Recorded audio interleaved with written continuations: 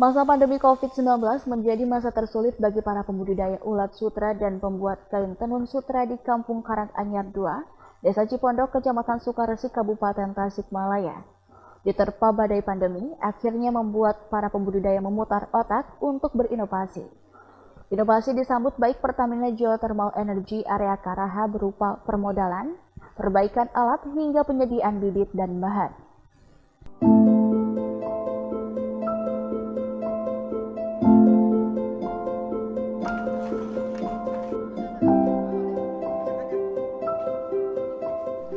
Masa pandemi COVID-19 menjadi masa tersulit bagi para pembudidaya ulat sutra dan pembuat kain tenun sutra di Kampung Karanganyar II, Desa Cipondok, Kecamatan Sukaresik, Kabupaten Tasikmalaya.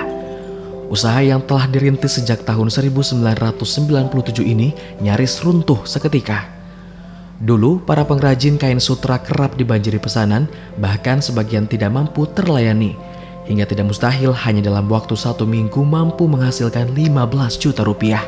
Namun saat pandemi omsetnya menurun drastis. Tidak adanya pesanan membuat penghasilannya seret. Untuk mendapat uang 5 juta saja dengan waktu 2 minggu diakui sulit.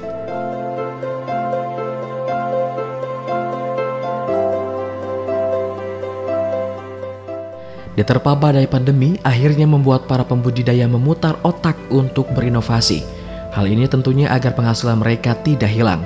Salah satunya dengan memanfaatkan dan mengolah daun murbei menjadi teh murbei. Pucuk daun sisa panen pakai ulat sutra mereka cacah dan dikeringkan. Setelah kering dan siap seduh, teh daun murbei tersebut kemudian dijual. Meski tidak setara dengan pendapatan ketika menenun kain sutra, setidaknya upaya ini pun membuat para anggota kelompok tani mampu bertahan. Hingga kemudian semangat para pembudidaya ulat sutra tersebut mendapatkan perhatian dari PT Pertamina Geothermal Energy Area Karaha berupa pemberian modal kerja, pelatihan penanaman murbei hingga perbaikan kandang ulat sutra. Bantuan tersebut merupakan salah satu bentuk Corporate Social Responsibility PGE Area Karaha kepada masyarakat di lingkungan kerjanya.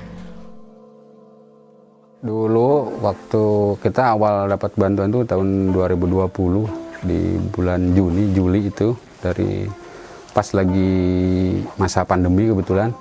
Jadi ada bantuan dari PJ Karaha untuk meningkatkan menanggulangi ya di masa pandemi. Kita dapat bantuan untuk benang, pembelian benang, bahan baku benang itu. Alhamdulillah setelah ada bantuan itu kita berjalan semua dari anggota kelompok itu produksi semua. Karena kebetulan pas waktu itu juga ada penawaran event dari Jakarta yang ya dari beberapa desainer itu kebetulan di produk kita diambil semua oleh mereka dari 4 desainer. Produk kita dipakai. Nah setelah itu dari mulai tahun 2020 itu awal 2021 juga kita dapat bantuan dari PJ Karaha itu dari hulunya, dari budidayanya. Jadi untuk penanaman murbei, kemudian untuk pemupukan, untuk perbaikan kandang dan pemanfaatan daun tadi itu kita bikin daun teh. Nah perkembangannya memang sangat lumayan, alhamdulillah gitu. Sebelum dapat bantuan dari Karaha memang kita sama sekali kesulitan di modal. Jadi waktu itu kita hanya ketergantungan dengan pengepul. Jadi kalau mereka ada pesanan kasih pinjam dulu untuk bahan baku baru kita produksi gitu. Rata-rata seperti itu dulunya. Tapi sekarang setelah dapat bantuan dari PJ Karaha itu yang berupa awalnya dari modal kerja untuk benang, jadi benangnya dikelola oleh kelompok gitu. Jadi kebetulan dikasihkan dulu ke anggota, nanti produksi kainnya dikumpulin sama kelompok, kita jual, kita potong nanti untuk bekas benang. Nanti kalau mereka kebutuhan pas benangnya butuh lagi, kita beliin lagi dari kelompok begitu. Jadi sampai sekarang masih berjalan. Sementara itu, Government dan Public Relation PJ Area Karaha Asmaul Husna menjelaskan jika pembudidaya ulat sutra di kampung tersebut awalnya terkena krisis moneter tahun 1997. Sebagian dari warga kampung tersebut kemudian memilih bekerja di luar kota. Pihaknya kemudian memberikan bantuan kepada warga kampung itu agar usaha yang sudah ada bisa dihidupkan kembali. Awalnya kami mengetahui mereka ini adalah korban dari krisis moneter sebenarnya awalnya di tahun 1998 ya, 1998.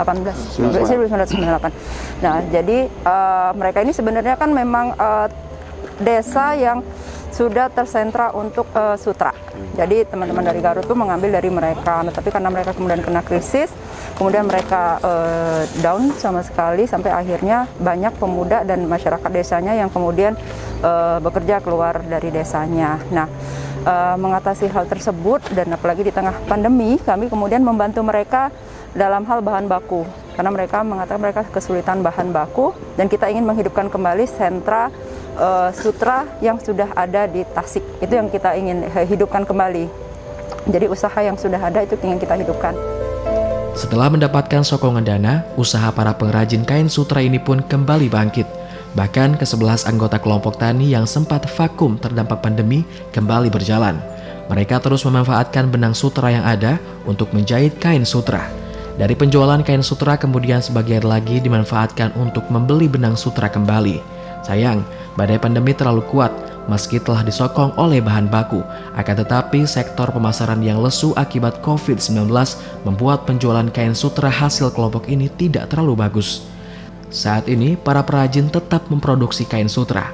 Hanya saja produksinya tidak maksimal mengingat berkurangnya pesanan. Kain sutra hasil kelompok tani Mardian Putra dipesan sejumlah desainer beken tanah air seperti Itang Yunaj dan Hari Ibrahim. Hal itu berkat kelompok yang sering mengikuti sejumlah event yang digelar di Bandung maupun Jakarta. Yanto Supriyatna, Radar TV melaporkan.